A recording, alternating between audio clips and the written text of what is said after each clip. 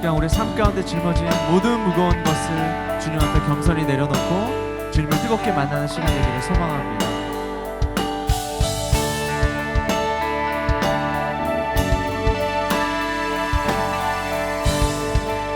함께 찬양합시다. 내 모든 시험, 내 모든 시험 무거운 짐을 주 예수 앞에 아뢰이며 근심에 쌓인 날 돌아보사 내 근심 모두 다시 한번 내 모든 시험, 내 모든 시험 무거운 짐을 주 예수 앞에 아뢰이며 근심에 쌓인 날 돌아보사 내 근심 모두 내 모든 괴로움, 내 모든 괴로움 닥치는 환난 주 예수 앞에 아뢰이며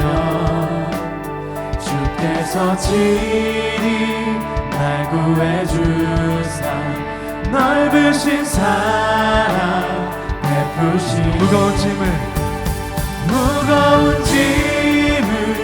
나 홀로 지고 견디다 못해 쓰러질 때 불쌍히 여겨 구원해 주니 은혜의 주님 무거운 짐을 나 홀로 지고 견디다 못해 쓰러질 때 불쌍히 여겨 구원해 주니 은혜의 주님 오직 예수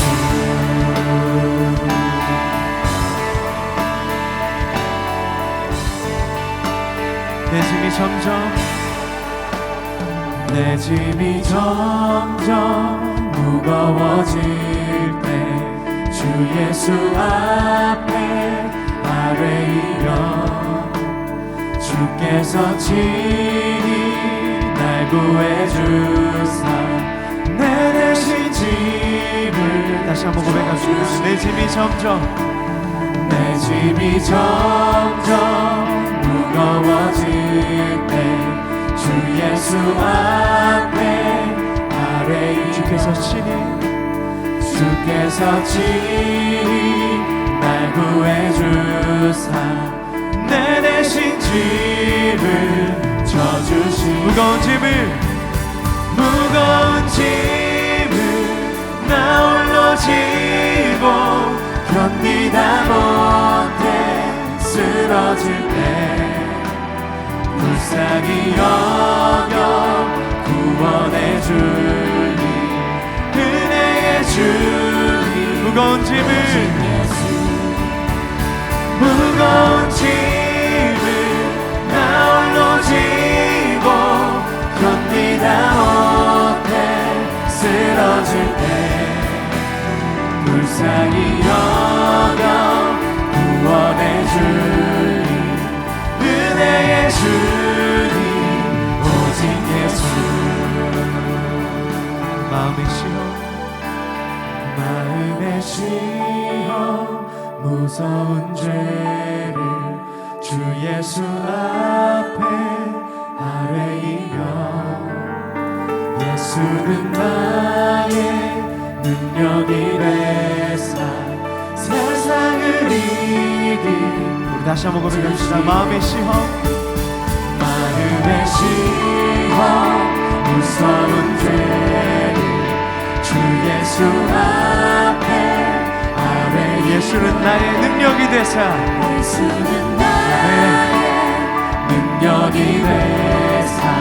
세상을 이긴 예수는 나의 능력이 되사 예수는 나의 능력이 되사 세상을 이길 힘주신 무거운 짐을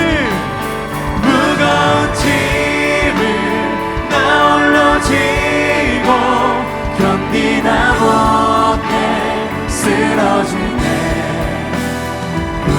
불쌍히 여겨 구원해 주님 은혜의 주님 무거운 짐을 나 홀로 지고 견디다 못해 쓰러질 때 불쌍히 여겨 구원해 주님 은혜의 주님 은혜의 주님 오직 예수 은혜의 주님 다시 한번 고백합시다. 은혜의 주님 은혜의 주님 오직 예수 우리의 유일한 소망 되신 예수님을 찬양합니다. 아멘. 우리 함께 사도신경으로 올해 신앙을 고백하도록 하겠습니다. 전능하사 천지를 만드신 하나님 아버지를 내가 믿사오며 그 외아들 우리 주 예수 그리스도를 믿사오니 이는 성령으로 잉태하사 동정녀 마리아에게 나시고 본디오 빌라도에게 고난을 받으사 십자가에 못 박혀 죽으시고 장사한 지 사흘 만에 죽은 자 가운데서 다시 살아나시며 하늘에 오르사 전능하신 하나님 우편에 앉아 계시다가 저리로서 산자와 죽은 자를 심판하러 오시리라. 성령을 믿사오며 거룩한 공예와 성도가 서로 교통하는 것과 죄를 사하여 주시는 것과 몸이 다시 사는 것과 영원히 사는 것을 믿사옵나이다. 아멘.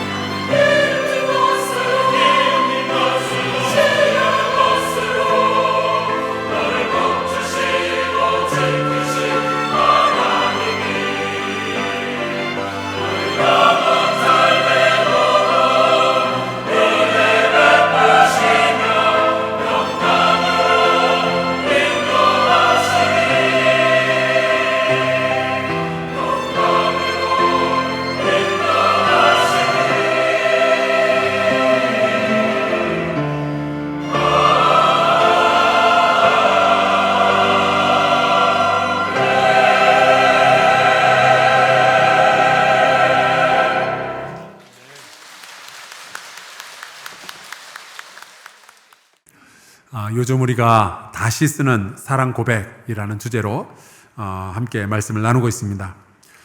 그런데 먼저 말씀드릴 것이 이 사랑의 고백은 하나님이 우리에게 먼저 하셨어요. 죄 많은 우리에게 먼저 찾아와 주시고 우리를 기다려 주시고 또 우리를 용서해 주시고 우리를 구원해 주셨잖아요. 그래서 뒤늦게나마 우리가 그 하나님의 사랑에 반응하고 있는 겁니다. 요즘 길 가다가 누가 시비 걸면은 그렇게 바득바득 대들고 싸우는 사람들이 많잖아요. 근데 하나님의 이 엄청난 사랑을 받아놓고서도 가만히 있는 사람들은 또 왜 그렇게 많은지 모르겠어요. 우리가 하나님께 제대로 된 사랑의 고백을 드릴 수 있게 되기를 주의 이름으로 축원합니다.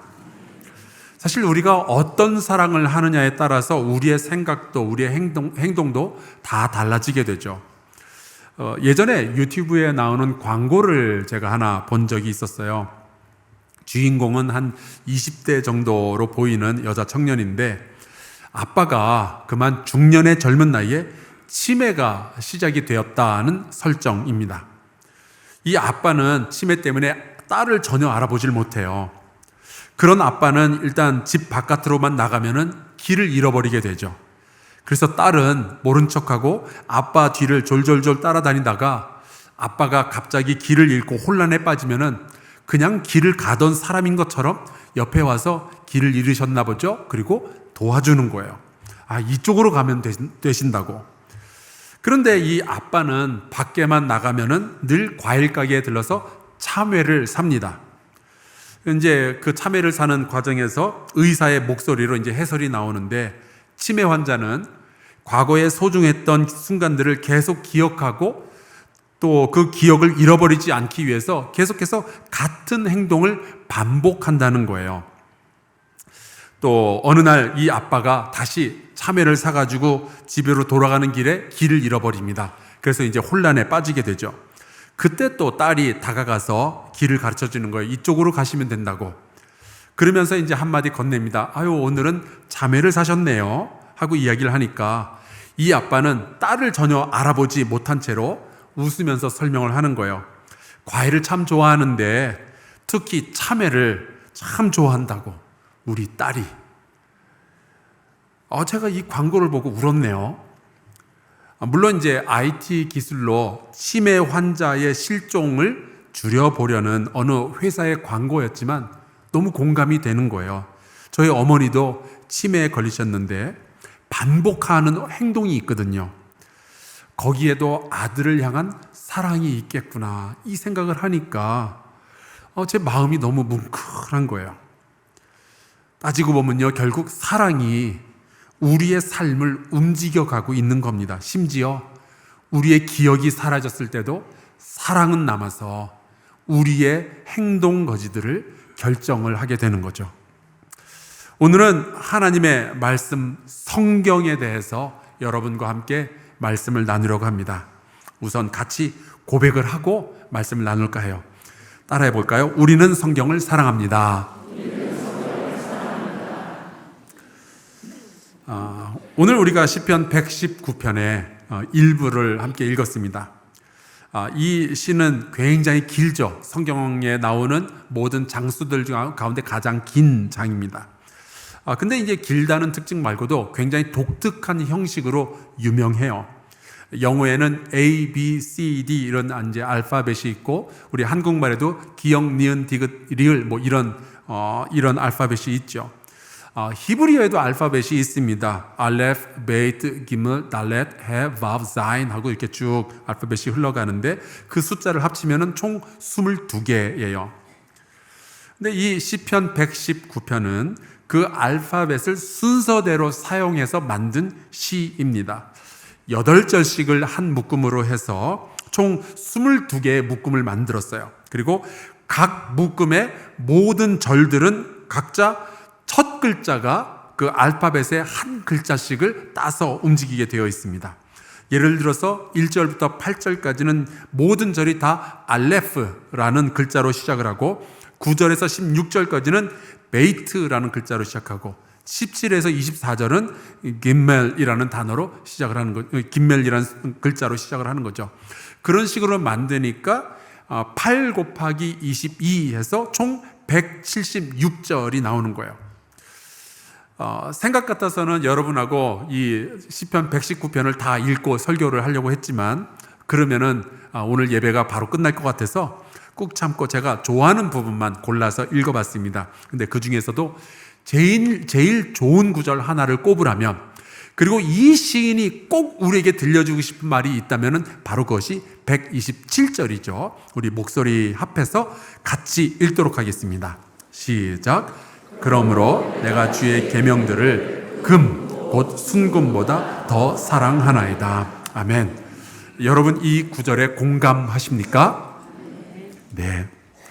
제 설교의 오늘 목표는 여러분도 이 시인의 마음, 이 시인의 사랑 고백에 함께 동참하는 거예요.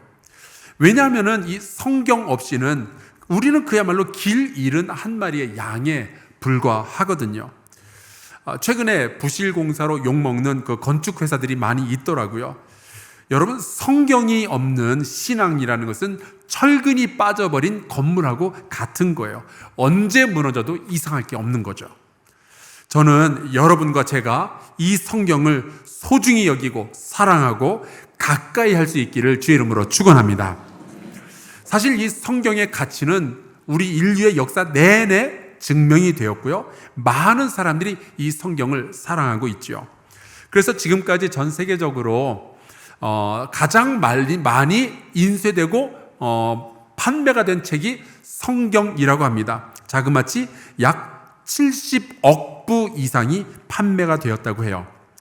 그 다음으로 많이 팔린 책이 속칭 빨간 책이라고 하는 건데 옛날 중공의 모택동 어록, 이게 11억 부가 인쇄되고 판매가 되었다고 해요. 그 당시 딱 중국 인구만큼 인쇄를 해서 인민들에게 나눠준 책이죠. 3등이 이슬람교의 꾸란 혹은 코란이라고도 하는데 그게 8억 부. 근데 4등이 좀 이상한데 혹시 추측하실 수 있겠어요? 4등? 반지의 제왕이더라고요. 이게 1억 부를 좀 넘겼습니다. 아마 제가 추측하기에 여러분 댁에 서재를 보면은 성경은 몇 권씩 꽂혀 있어도 나머지 책들은 없을 거예요. 아마 뭐 코란 같은 거 가지고 계신 분들 없죠. 저도 그렇습니다. 근데 그렇다면은 제가 이렇게 조심스럽게 말할 수 있을 것 같아요. 여러분과 저는 아마도 성경을 사랑하고 있을 확률이 굉장히 높습니다. 제 말이 맞습니까? 아멘. 세상에는요, 두 가지의 종교가 있어요. 건물을 남긴 종교와 책을 남긴 종교. 이번에 제가 이집트에 가서 우리 성도들하고 같이 성지순례를 하면서 그곳에 있는 피라미드를 보고 진짜 놀랐습니다. 어떻게 그런 건물을 그 오래전에 지을 수가 있을지. 그런데 이상한 것은요, 저렇게 어마어마하고 신비하고 거대한 건축물을 남겨놓았던 이집트의 고대 종교는요, 지금은 역사 속으로 사라지고 없어요. 그냥 건물만 남아있고 그냥 벽화에 기록만 조금 남아있을 뿐이에요. 그런데 글을 남기고 책을 남긴 종교는요, 수천 년이 지나도 살아있는 거예요. 그것도 어느 한 장소 한 나라에만 있는 것이 아니라 전 세계로 퍼져나가게 되죠. 예를 들면 기독교, 유대교, 이슬람교, 불교 등등이 그렇습니다. 이러한 종교들은 책, 경전을 가지고 있고 그것을 굉장히 소중하게 다루고 있죠. 그런데 불교는요, 사실 불경보다는 개인의 참선, 개인의 수행 이런 게 더 중요한 종교예요. 스스로 깨달아야 해탈을 할 수 있다고 이야기를 하니까 경전이 우리처럼 그렇게 소중하지는 않죠. 그러고 보면 경전에 목숨을 거는 종교는 이슬람교, 유대교, 기독교 이렇게 세 종교입니다. 이슬람교에는 꾸란이 있고 유대교에는 구약성경이 있고 우리 기독교에는 구약 신약이 다 있죠. 특히 우리 기독교는요, 구약 신약을 가지고 있고 이것을 하나님의 말씀으로 믿고 연구하고 듣고 읽고 묵상하고 또 이 말씀에 순종하기 위해서 애를 쓰고 있습니다. 그게 저와 여러분의 신앙생활인 거예요. 예루살렘 성전은요, 솔로몬이 세웠지만 무너지기를 몇 번을 반복을 했어요. 그리고 지금 세워져 있는 그 건물도요, 예루살렘 성전은 아니에요. 하지만 우리는 여전히 이곳 한국 땅에서 신앙생활이 가능하잖아요. 건물은 없어도 신앙생활은 가능합니다. 왜 그렇죠? 성경이 있기 때문에 그런 거죠. 근데 좀 궁금한 게 있어요.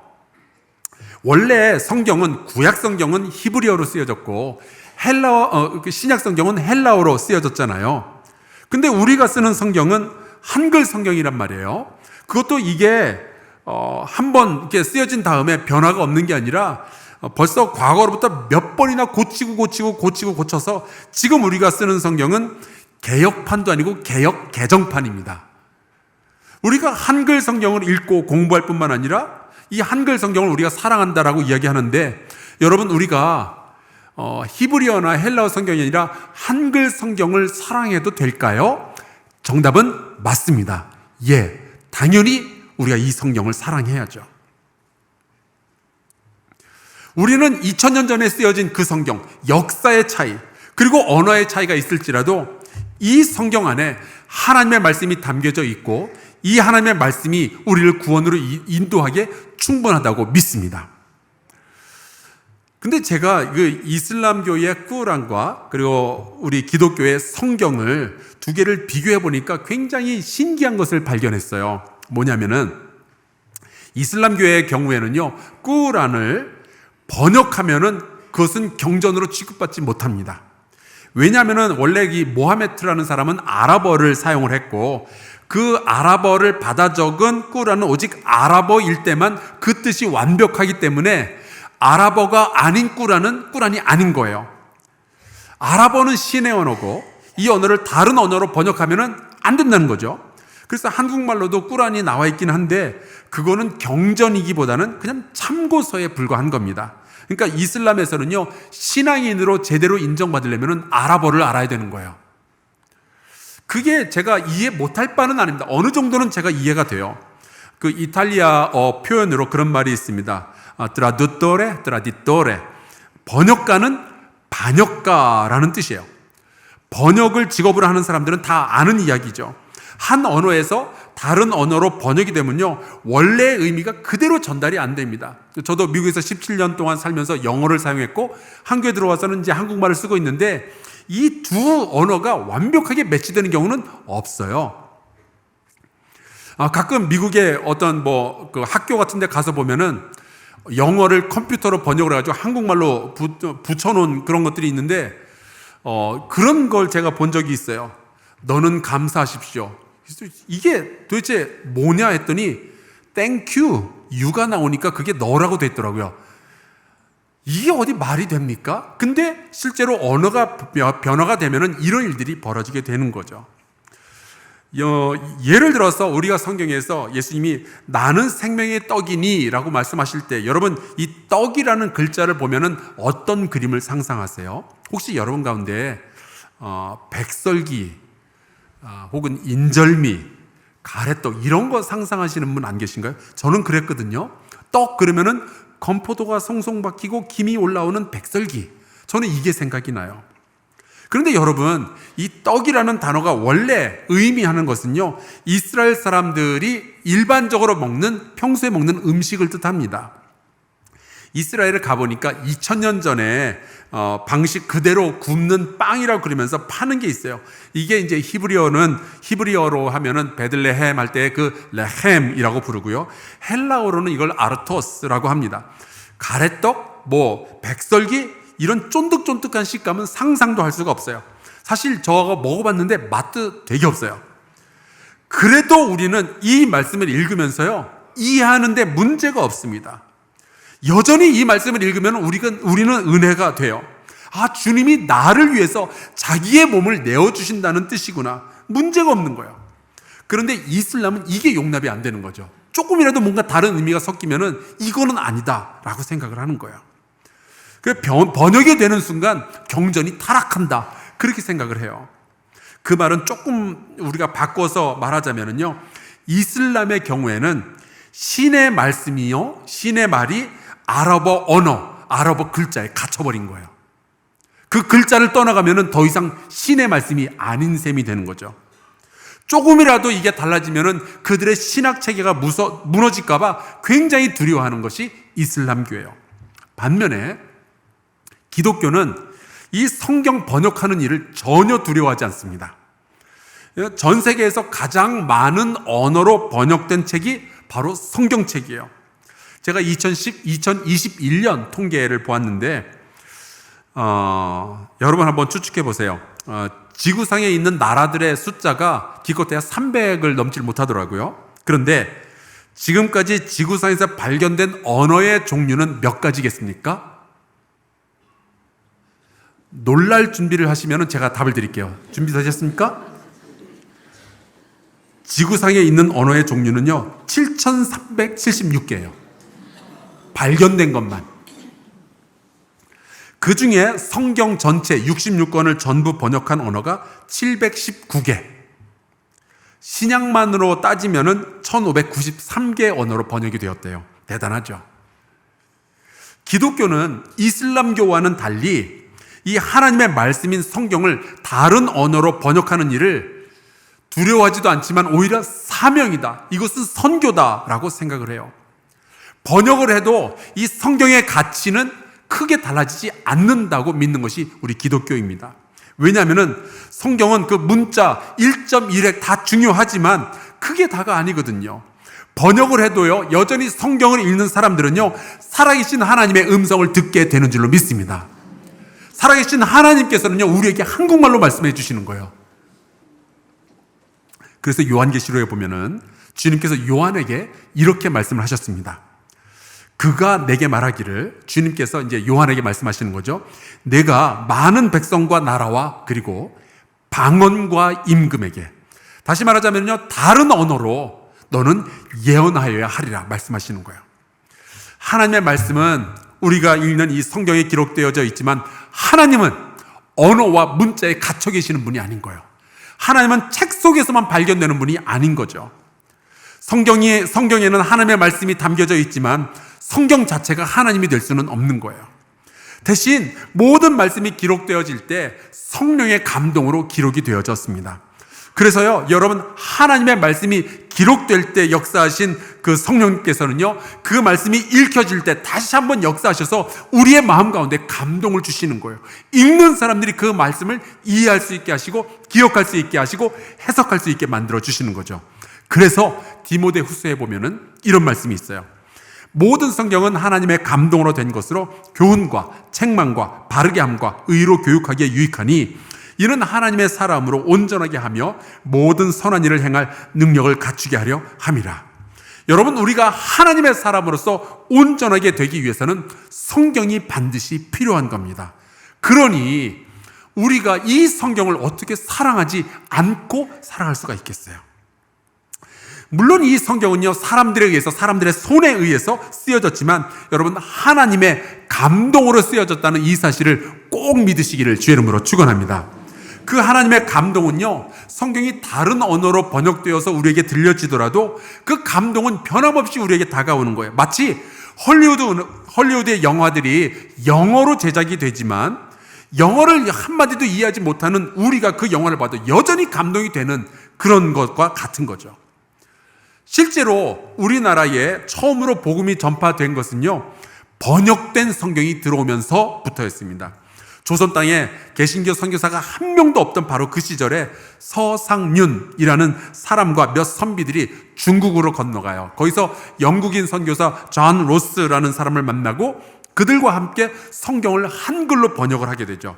그리고 이 한글로 번역한 성경을 조선 땅으로 들여오는 것이 한국교회의 시작이었어요. 그 후로 3년이 지나서야 처음으로 선교사가 들어오게 되죠. 우리가 잘 아는 토마스 선교사. 이분은 제너럴 셔먼호 사건 때 대동강변에서 조선 사람들에게 끌려 나와서 죽어가면서 한 권의 성경을 낯선 조선 사람에게 전해주고 죽게 됩니다.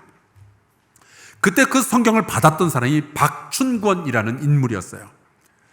이 사람이 성경을 집에다 갖다 두고 조금씩 읽다가 30년이 지나서 어느 날 신앙을 가지게 되고 60대가 다 되었을 때에 마페 선교사를 찾아가서 세례를 받고 신앙생활을 시작을 하죠. 그리고 나중에 안주교회 장로까지 됩니다. 여러분, 하나님의 말씀은 살았고 운동력을 가지고 있는 줄로 믿습니다. 하나님의 말씀만 있다면 누군가는 하나님을 알게 되고 구원의 길을 깨닫게 되는 거예요. 이 성경은 하나님의 말씀입니다. 우리의 믿음과 우리의 생각과 우리의 행동의 기준이 되는 최고이자 유일한 출발점이죠.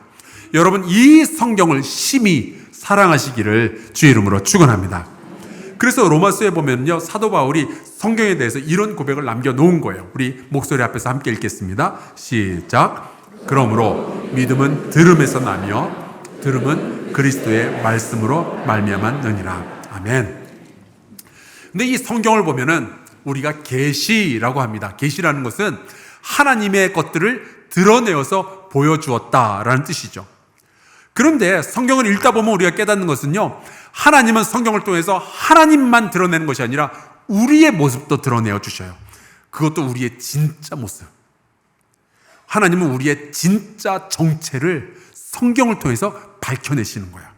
우리가 예절로, 우리가 문화로 꽁꽁 싸매고 숨기고 살아가고 있지만 도저히 우리의 힘으로는 벗어날 수 없는 우리의 죄악됨을 성경을 통해서 완벽하게 밝혀내십니다. 그래서 우리가 성경을 사랑할 수밖에 없는 거예요. 여러분, 성경이 아니었으면 우리는 지금도 우리가 잘난 줄 알고 오만하게 교만하게 살아가고 있을 것 아니겠어요? 몸에 병이 있는데 모르고 그냥 사는 것과 똑같은 것 아니겠어요? 더러운 것이 내게 묻어 있는데, 냄새나는 것이 나에게 묻어 있는데 그냥 모르고 그냥 살아갈 뻔했잖아요. 그래서 이런 말이 있죠. 내가 성경을 읽는 것이 아니라 성경으로 하여금 나를 읽도록 만들어야 된다고. 성경을 통해서 우리 자신을 볼 수가 있게 되는 거예요. 구약에 아마 가장 자주 등장하는 나라가 있다면 당연히 이스라엘이죠. 아브라함의 시대로부터 시작해서 하나의 족속이 만들어지고 백성이 형성이 되고 나중에 이스라엘이라는 나라가 만들어지게 됩니다.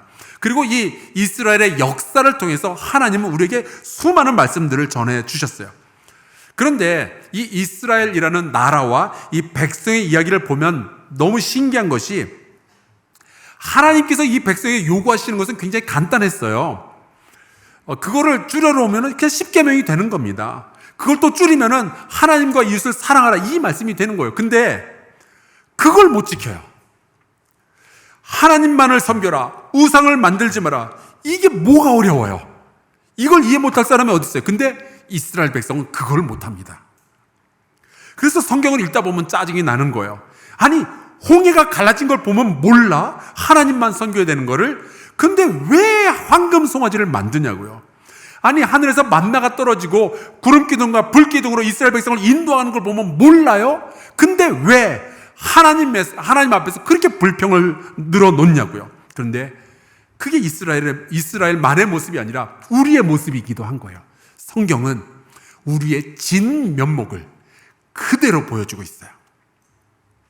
오늘 주일 예배 드리고 집에 가면요, 여러분들이 아마 다 하나님의 백성으로서 은혜 풍성한 삶을 살게 될 줄로 믿습니다. 적어도 오늘은. 아마 집에 가면 다 그렇게 생각할 거예요. 나는 모든 것을 품을 수 있을 것 같고, 모든 걸 사랑할 수 있을 것 같고, 내일 새벽 예배도 나올 수 있을 것 같고, 우리 아이들 말씀으로 기를 수 있을 것 같고. 근데 하루 지나서 월요일 아침만 돼도 우리는 그렇게 못하겠구나를 알게 돼요. 월요일도 제가 많이 봐드린 거예요. 어떤 분들은 아마 예배 마치고 주차장만 나가도 벌써 은혜가 싹 사라지는 걸 알게 될 겁니다. 그래서 성경은 우리가 어떻게 구원을 얻을 수 있느냐를 보여주는 것이 아니라 하나님이 우리를 구원하시기 위해서 어떻게 찾아오셨고 무슨 일을 하셨는지를 보여주는 거예요. 왜냐하면 우리의 힘으로는 구원의 근처에도 갈 수가 없으니까. 저는 지금까지 살아오면서 이런 일들을 수백 번도 넘게 경험을 했네요. 인생에 가장 슬프고 고통스러운 시간을 지날 때 성경을 읽으면 그 속에서 하나님의 위로를 발견하게 되는 거예요. 내 안에 고통이 지금도 있지만 내게 부어진 주님의 은혜는 그것으로 족하다라는 고백을 저는 성경에서 배웠어요. 때로는 내가 실수하지만 하나님이 여전히 나를 버리지 아니하고 사랑하시며 나를 기다리신다는 것을 탕자의 비유를 통해서 배웠어요. 내가 길 잃어버린 양과 같지만 목자 되신 주님은 나를 찾아오신다는 것을 저는 성경에서 배웠어요. 그래서 성경 속에서 나의 소중함을 알게 되는 거죠. 나의 자존심을 성경 안에서 되찾게 되는 거예요. 내가 우울할 때 성경 안에서 다시 기쁨을 발견하게 되는 거예요. 성경 안에서 새 힘을 발견하고 성경 속에서 인생의 의미, 인생의 참된 목적도 발견하게 되는 거예요. 저는 이렇게 말씀드리고 싶어요. 성경이 저를 살렸어요. 그것도 수백 번도 넘게. 그러니 어떻게 이 성경을 사랑하지 않을 수가 있겠어요? 그게 저만의 이야기일까요? 여러분도 말씀 속에서 생명의 힘을 얻게 되잖아요. 여러분도 말씀 묵상하다가 위로를 얻게 되잖아요. 여러분, 교회는 말씀을 통해서 방향을 알게 되고 힘을 얻게 되는 거잖아요. 성도 여러분, 이 성경, 하나님의 말씀을 사랑하시기를 주의 이름으로 축원합니다. 근데 이 하나님의 말씀 성경을 멀리하고 관심을 두지 않는 성도들이 종종 보이고 있는 것 같아요. 사랑의 반대는 무관심이라던데, 성경에 무관심한 성도들이 있습니다. 그러면 안 되죠. 최근에 읽은 책이 미로슬라브 볼프라는 그 예일대학교 교수인데요. 이분이 하나님의 말씀에 사로잡혀라는 책을 썼어요. 여기에 보니까 이런 글이 나와 있습니다. 성경은 하나님의 자기 계시의 처소로서, 좀 표현이 어렵죠. 이 교수라서 그런 것 같아요. 예수 그리스도와의 중요한 연결고리를 나타내는 책이다. 중요한 것은 이거예요. 성경을 치워보라. 그러면 조만간에 교회를 교회답지 못한 공동체로 만들게 되리라. 교회에서 성경이 사라지면 우리는 교회답지 못한 교회가 되는 것은 시간 문제죠. 성경 말씀을 사랑하지 않고 성경을 읽지 않고 성경을 묵상하지 않는 기독교인들에게는 어떤 일들이 벌어지게 될까요? 기독교인답지 못한 기독교인이 되는 겁니다. 우리가 예배당 없이도요, 사실은 우리가 신앙생활 할 수 있어요. 교회 식당에서 맛있는 밥 먹지 못해도요, 신앙생활 할 수 있어요. 이렇게 뒤에 멋있는 전광판이 없어도, 마이크가 없어도, 의자 없어도, 에어컨 없어도요, 우리는 여전히 신앙생활 잘 할 수 있어요. 하지만 성경이 없으면 아무것도 할 수가 없습니다. 그러니 어떻게 우리가 성경을 사랑하지 않을 수가 있겠어요? 여러분, 성경 말씀은 하나님의 말씀입니다. 그리고 이 하나님의 말씀은 우리에게 완전하게 다 주어져 있어요. 성경을 능가하는 계시는, 제가 단언코 말하건대 성경을 능가하는 다른 계시는 없습니다.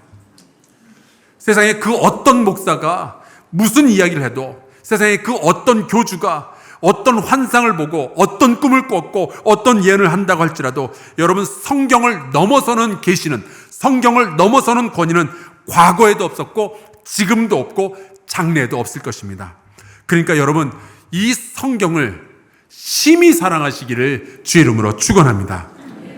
이 말씀을 1년에 1독 정도는 하시고 어성경에 찾아오셔서 공부하시고 수업 모임에서 묵상하시길 바랍니다.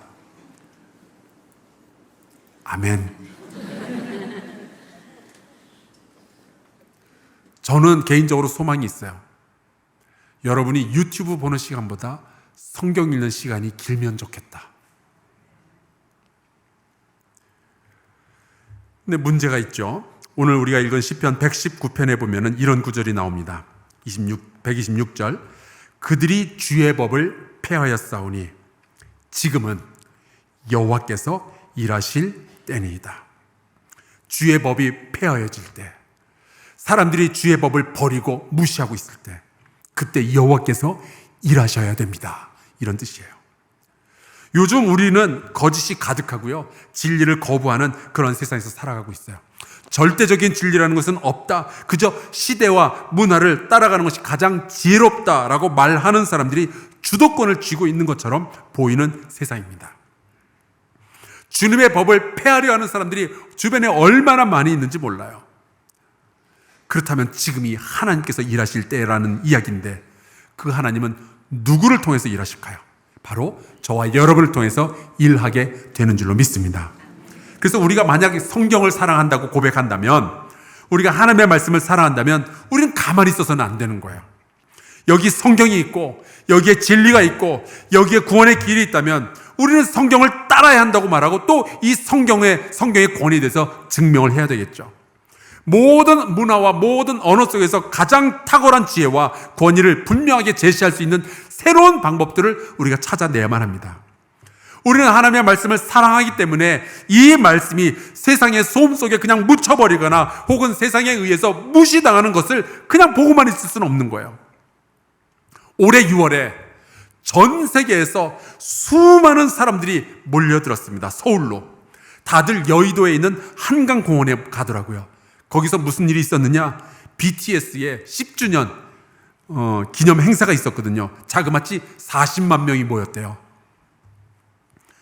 그런데 놀라운 것은 행사가 다 끝난 뒤에 쓰레기가 하나도 없었다고 합니다. 왜냐하면 그 자리에 모였던 40만 명의 팬들이 그랬대요. 우리가 사랑하는 BTS를 욕먹게 할 수는 없다. 우리가 하나님의 말씀을 사랑하는데 이 세상은 주님의 법을 무시하고 폐하고 있어요. 그러면 우리가 어떻게 해야 되겠어요? 그런 말이 있습니다. 변화된 삶보다 복음을 설득력 있게 전하는 것은 아무것도 없으며 삶과 복음이 불일치하는 것만큼 복음을 비난받게 하는 것도 없다. 여러분, 우리가 하나님의 말씀을 사랑한다면, 우리가 이 성경 말씀을 심히 사랑한다면 우리는 하나님의 말씀을 믿고 묵상하고 읽고 그뿐만이 아니라 순종함으로써 하나님의 말씀에 대한 우리의 신뢰, 우리의 사랑을 증명하는 저와 여러분 될 수 있기를 간절히 축원합니다. 우리 함께 찬양하고 기도하겠습니다. 찬송가 199장인데요. 이 성경 심히 사랑합니다라는 고백이 이 찬송가에 나와 있어요. 이것이 저와 여러분의 고백이 될 수 있기를 바랍니다. 같이 찬양하겠습니다.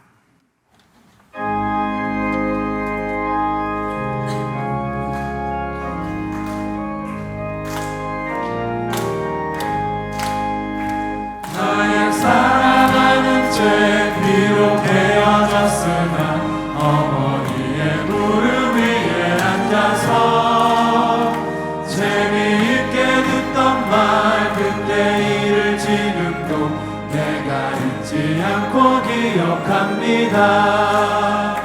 귀하고 귀하다 우리 어머니가 들려주시던 재미있게 듣던 말 이 책 중에 있으니 이 성경 심히 사랑합니다.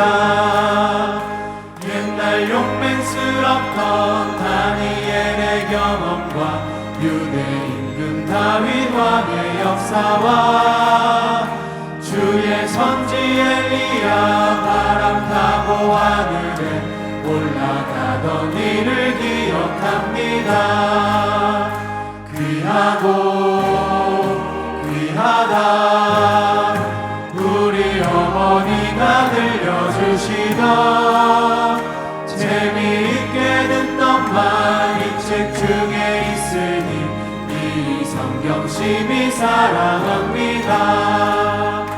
예수 세상 계실 때 많은 고난 당하고 십자가에 달려 죽임 당하니 어머니가 읽으며 눈물 많이 흘린 것 지금까지 내가 기억합니다. 귀하고 귀하다 우리 어머니가 들려주시던 재미있게 듣던 말 이 책 중에 있으니 이 성경 심히 사랑합니다. 그때 일은 지나고 나의 눈에 와닿은 어머니의 말씀 기억하면서 나도 시시때때로 성경 말씀 읽으며 주의 뜻을 따라 살려 합니다. 귀하고 귀하다 우리 어머니가 들려주시던 재미있게 듣던 말 이 책 중에 있으니 이 성경 심히 사랑합니다. 사랑의 하나님 아버지, 주께서 우리에게 거룩한 생명의 말씀을 허락하여 주셔서 감사합니다. 우리가 이 성경 말씀을 심히 사랑합니다. 하나님, 그러나 이 시대가 주의 말씀을 폐하려 하고 하나님의 말씀을 상대적인 진리라고 치부하는 시대가 되었나이다. 여호와 하나님 아버지, 일하여 주시옵소서.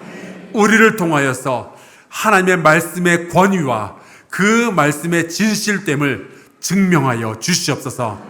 주여, 간구하오니 이 주의 말씀이 더 많은 민족과 더 많은 언어로 퍼질 수 있도록 하나님, 우리 한사랑교회를 사용하여 주시고 많은 선교사들에게 격려하여 주시옵소서.